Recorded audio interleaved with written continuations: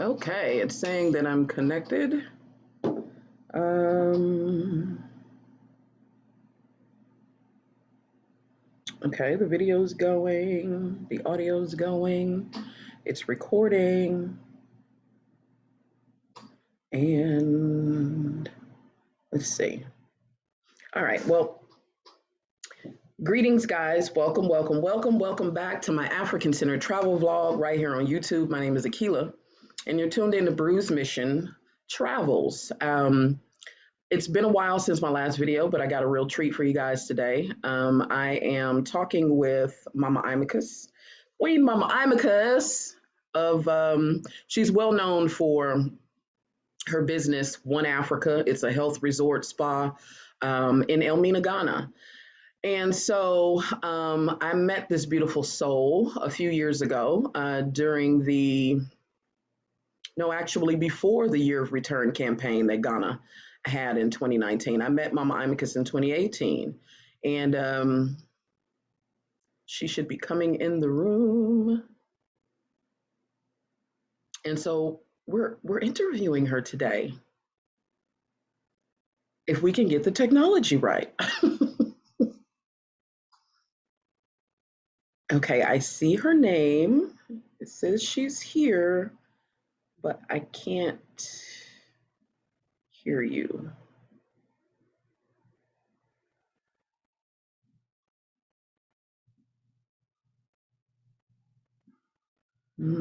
Still.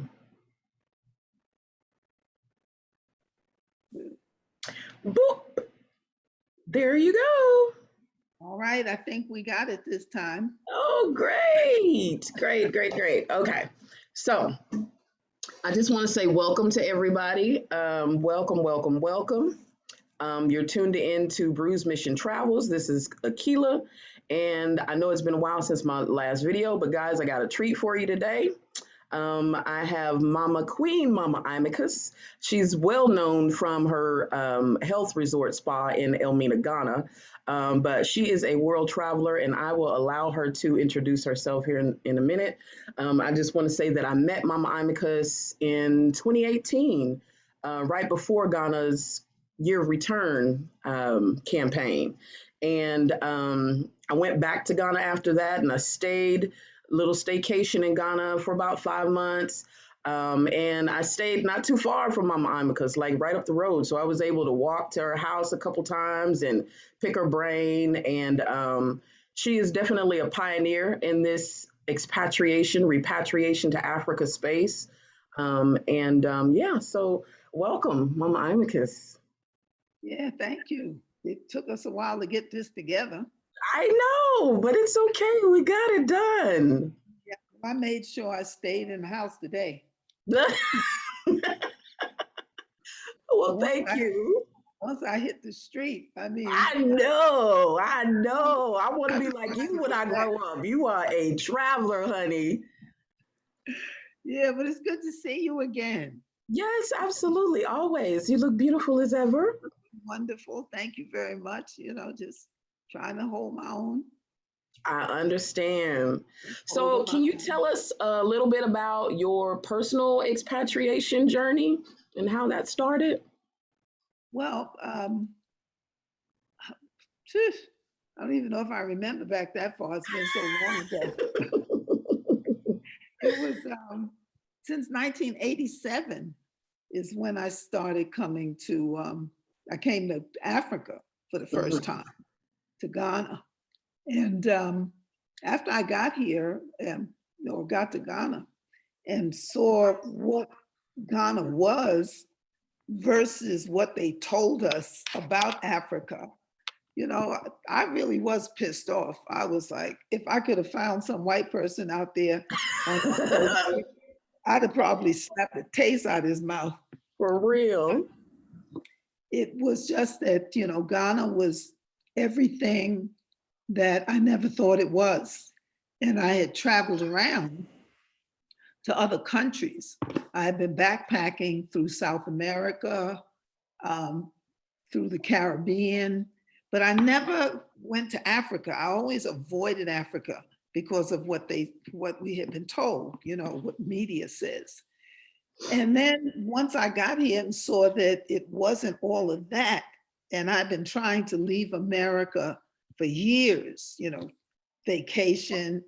I always had a month's vacation. They say, oh, you should take 2 weeks. Well, I'm not taking a 2-week vacation. I got a month. I'd take a month. Okay. So I kept coming back. I went back to Ghana in, wait a minute, 87. No, I went back in 88 because when I went home in 87, I told my king man, I'm ready to move to Africa. I'm ready to move to Africa. And he was that kind of guy. He didn't think that I'd fallen out of my treehouse like my family. So I gave him a ticket and told him to go to Ghana for his birthday, which was in December, which was a couple of months after I got back. And he stayed there for a month. And when he came back, he was like, baby, let's sit down with pencil and see if, pen and paper, and see if we can't make this work. So we did. We visited 88, 89. He was made a chief in our village. So when he came and told me that these people were going to make him a chief, I was like, yeah, right. What the? But that's not uncommon, though, for no, it isn't. Africans in the diaspora to become chiefs in Africa. It's not at all. But what the heck did I know? I know right back then, of course, yeah. And he didn't know nothing about being no chief. But I mean, when you think chief, for me as an administrator, when you say chief, I think in charge, financial commitment, responsibilities that I did not want. But then I was the chief. I was the wife of the chief. And the wife of the chief really don't have no, she ain't got no responsibility. You first lady. I said, yeah, I'm the first lady. I'm the wife of the chief. I have no say so. So when they made him a chief, I never saw him made a chief. Because when I said, well, when are they making you this chief? He said, well, they're going to do it in about 2 weeks. So I'm like, I can't stay here and wait for you to be made a chief. Because we did have a business. We had a car service, and we had 2 cars and 2 drivers, us. And we had a travel agency, and there was a clerk that was holding it down. So I said, well, I'll go and you can take some pictures. So I did. So when he came home, he was so proud. He showed me these pictures. He's a chief. I'm like, okay, baby Chief Nana. So we moved in 1990. We packed up everything that we had. Well, we didn't take much because all we couldn't sell, we gave away. All we couldn't give away, we threw away. And we left our family being really pissed off at us. It's like, you ain't no Africans. And I said, yeah, okay. Heard that before, right? Well, I'm leaving, we're leaving anyway. So the irony is that, and one of the things that really made me know in my heart of hearts that we had made the right decision. I thought we made the right decision anyway, but it's like a confirmation, a reconfirmation. So when we get there, the custom, when you're a chief, you're supposed to report to your village. You gotta let your people know that you're back. Right. So sure enough, we get to the village because he said, I gotta go and I want you to meet my people, and I have to go let them know I'm here. Well, when we got there, I knew everybody in his village because I had met his people in 1987. They didn't know he was my husband, and I didn't know that that's where they had made him a chief. Wow. So after we had this reunion, he says, I'm going to take you to the land that they gave me when they made me a chief. Okay. Well, the land that he took me to was the exact same land that I stood on in 1987 and asked the ancestors And anybody that had the power, I was like, I stood there at 87. I was like, I want to live here. This is what I want. And I'm calling on the ancestors, on God, Goddess, anybody that got the power. If you give me this, I will be an obedient servant. Whatever you tell me to do, I'll do it if you give me this. So the thing is that two fishermen in 1987 came to our hotel, and we were staying at Oyster Bay.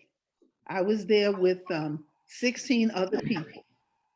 And I didn't take anybody with me. This was my first time. I figured if anything went wrong, it would be somebody else's responsibility and not mine.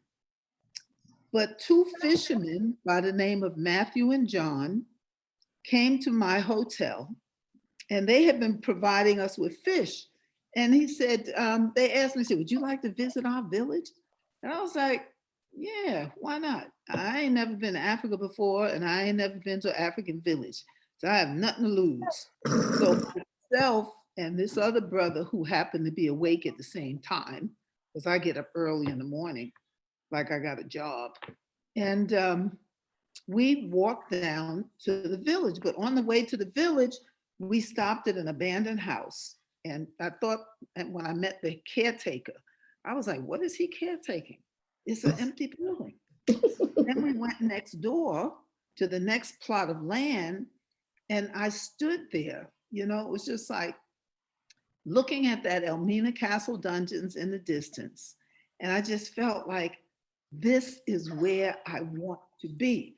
I want to spend the rest of my life here. And then we left there and went to the village. I went home. I just, you know, in telling him, oh yeah, I visited an African village and, you know, blah, blah, blah. Nothing specific until 1990 when we moved, and the ancestors gave me exactly what I asked for. Wow. It wasn't like down the road, across the road, the exact same place that I stood. Wow. So with all of that, and you know, the sacrifice that we made, because we did make a sacrifice, because we gave up our family. And we didn't give them up. I mean, but we weren't coming back to America, and they wasn't coming to Africa. So it was a sacrifice, you know. Right. I have to remind, let me take this. Sure. Hi, can I call you back? Did you? Okay, I'll call you back in about an hour. Or you need me right? Okay, peace. I'll call you back. Peace. That's my good friend. Oh, okay. Well, I won't hold you too long. No, it's okay. She also repatriated. She's someone that I met. Her name is Rita Muhammad. I met her in 1994 in Ghana. And I met her again in Rwanda last year. Oh, wow. She moved to Rwanda too? Yes. Wow. You know, I'm like, I said, you know, why are you all following me? I can't get away. I can't get away. I said, since I left Ghana, I've had more people visiting me, wanting to visit me, you know, want to check out Rwanda. Tell me, well, Mama Imahkus, you left Ghana, must be something. What's going on over there? And you know, people Exactly. I know a lot of people are thinking like that. They're like, you must have a man over there. And I said, well, why do y'all think that every time I run away from home, I'm running away for a man? I'm not. I don't have a man over here. Okay. And that's not to say that I wouldn't like to have one. But, See. no, but I mean, I'm happy. I'm not lonely. I'm not alone, and I'm not lonely, and I like my company. you know, I think I make pretty damn good company. I So, think you do too. but you You've know, written a couple books. You're an authoress, and you've written a couple books. yeah, Can you I've tell written my 3 books. viewers like a snippet of what those books are about and where they can find them? Well, the first book is called Points to Ponder. How do you get ready to come to Mother Africa, to live or to visit? And I put that together because people were coming to Ghana, and when they would come to Ghana, they bring everything. They bring toilet paper, Dinky Moore's beef stew mix, tuna fish, you know, toilet paper, toothpaste. I said, well, damn, So they true. act like we don't have anything here. But because the way things were going, and my husband and I used to chase tour buses. We'd hear somebody say, African Americans in town. And we haul ass up to we haul ass up to our crowd, or we find out where they at and introduce ourselves. So they, I mean, they had just unimaginable stuff. So we said, look, it does, if you want to shop, so if you're already at 70 pounds and you want to shop, you're going to be overweight. So all Right. that extra stuff that you all brought, leave it with us. And that'll give you space in your suitcase. Absolutely. And there's people who need it. So, And it's needed. So we did that for a while. And then, you know, as the years went on, more and more people were coming. And I remember when YouTube and Facebook first came out, and I didn't get on it. Um, in fact, I'm probably the world's worst Facebooker. What you see on my Facebook page has been up there forever. Wait, let me turn on the light. It's getting dark here. okay. Turn on some lights.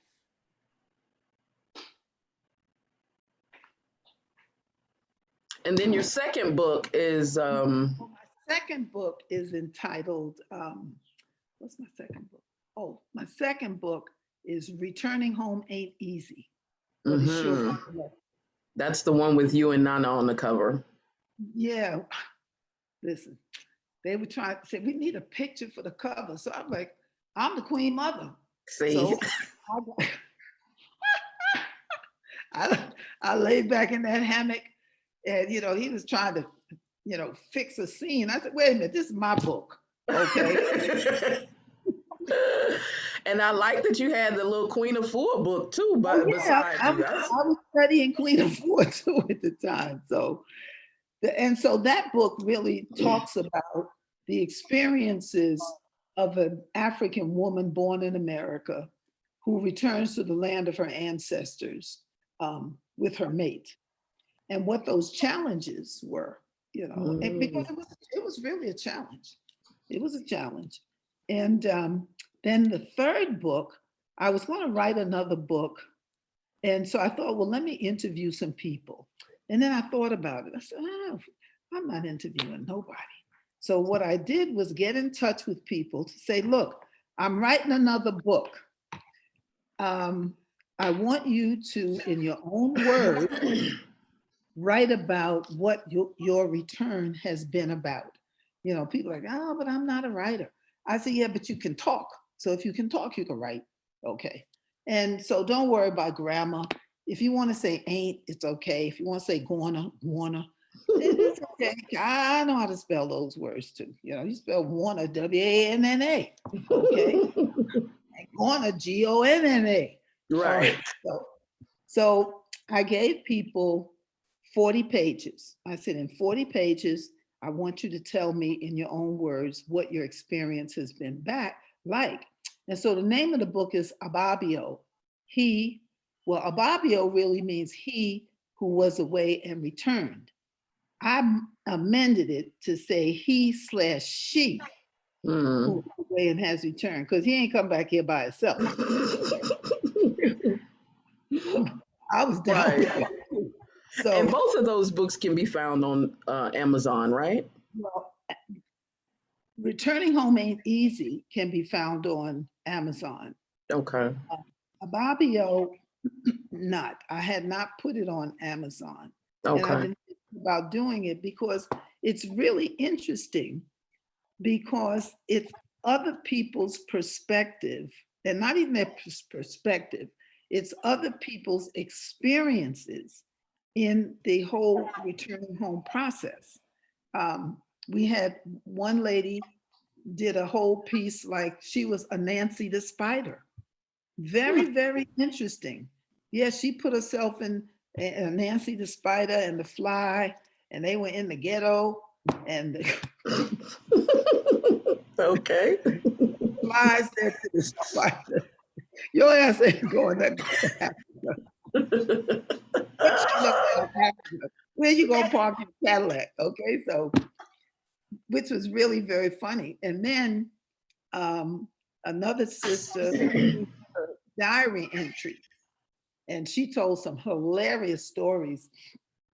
One that I like to tell is, we know everything is coming from America, at least we think we do. Okay, so they came with this, eyes wide open, head in the clouds, so happy to be in Africa. And so one of her employees had a sty on his eye, and so she said to him, take some, give you some boric acid, and you can wash your eye out. So he said, okay. So he went home, but he met his friend, and his friend said to him, oh, don't use that.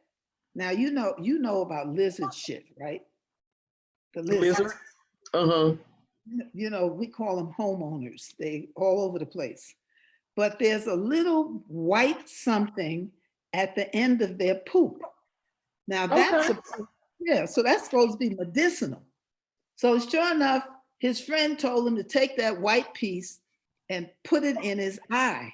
And well, the next day he showed up for work. His eye was like this. Girl. So her husband asked him what happened. So when he told him, so the husband said, really? Well, why don't you let me shit in the other eye?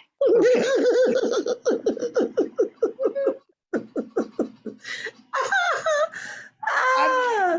There were stories. There's another brother that wrote a piece about what not to do in Africa when you're going into business. First of all, do not sleep with the help. That's number one. Number two, know where their parents, their family lives, know what village they live in, all the rest of that. So I got 18 chapters out of that book. And one that I got, I actually sat down and transcribed a video tape that someone sent me that they had interviewed Dr. Lee. And they asked me, I said, do you mind if we can videotape him? I said, you don't mind asking. So he said it was all right. So when they got finished, I asked him, I said, Dr. Lee, I have got to come back here and interview you. He said, you didn't get that? I'm like, no, I really was really interested in what he was having to say. So I didn't take no notes. So he said, well, I'm not doing no interviews. And I'm like, what? Every time somebody comes, they want to do an interview, they never send me a copy of the book. No more interviews. So I was like, damn. So when the sister sent me that tape, it was perfect. I transcribed it and I entitled it, No More Interviews. So those are the three books. And I'm getting ready to make some additions to that book. Okay. Returning home ain't easy, because there are a couple of things that I left out that I think are significant and should go into the book. Right. Well, you've got like decades of experience of living on the continent. And so, Oh God, you make that sound like I'm 100. well, you've been there since the 90s. I've been there since dirt. So I'm wondering, like, if you could, for anybody who's looking to move to Africa, if you could just give like the best advice, what would that be? Just come. Just don't even think about it. Just come. Oh, what the hell? Don't think about Don't it. put too much No, thought in it. Just come. the thing is that, and people ask me that question all the time. My thing is that before you just jump up and move, that you should visit the country that you're interested in. Okay, come and take a I look. say that all the time. All the time, because I've had people that, because I do pre-patriation counseling, and I charge $100. I think I'm real cheap. I give a lot of information, contacts, and all the rest of that. And I get people.